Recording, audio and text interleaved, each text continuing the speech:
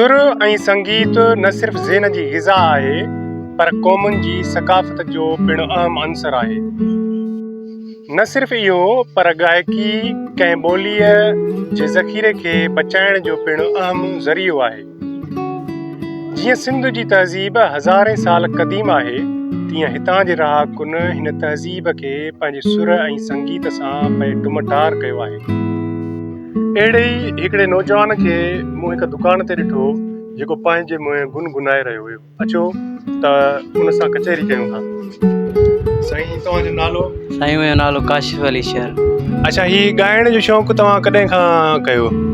ॻाइण जो शौक़ु मूंखे नंढपण खां हुयो। माना पोइ जीअं तीअं मां जीअं मैच्योर थियुमि त माना 2017-18 खां माना मां मौसीक़ी सां लॻाव कयो। मामला को कलाम असांखे ॿुधाइजो। रूह चमन संसार सरापा माकड़िया पोपट जे हा पार असां वटि तरसी पर सात नगर जूं लोलियूं सुंदर होलियूं थी सात नगर जूं लोलियूं सुंदर होलियूं थी सतरंगी संसार असां वटि तरसी पर। वाह साईं वाह, बहितरीन बहितरीन। भला ॻाइणनि में को तव्हांजो आइडियल सिंगर आहे जंहिंखे तव्हां घणो पसंदि कंदा हुजो? जी, मां सरमन सिद्धी खां घणो मुतासिर थियो आहियां।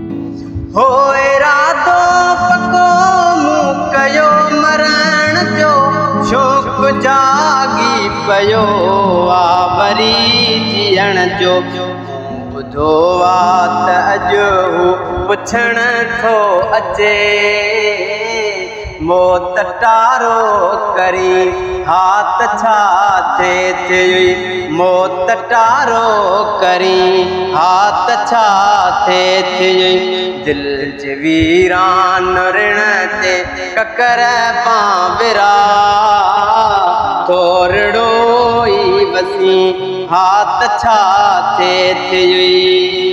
इंटर तव्हां कॾहिं कई आहे? मां 2019 में कई आहे इंटर।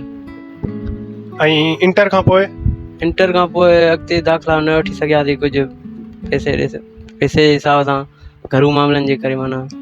अच्छा, हीउ जेको दुकानु आहे उन में तव्हांजो रोज़गार कीअं सही थो हले?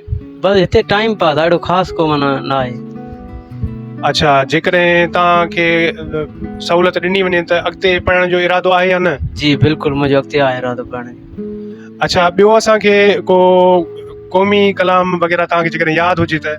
जी, साईं राशिद मोराई जी शाइरी आहे जेका मां तव्हां कातीअ हेठां कंद हुजे सभिनी जा गूंजन नारा जिन सहायो सिर तस गोई नीह न लायो प्यारा जंहिंखे जान प्यारी आहे जंहिंखे जान प्यारी आहे मक़तल में सो आयो छो प्यार करे पछतायो छो।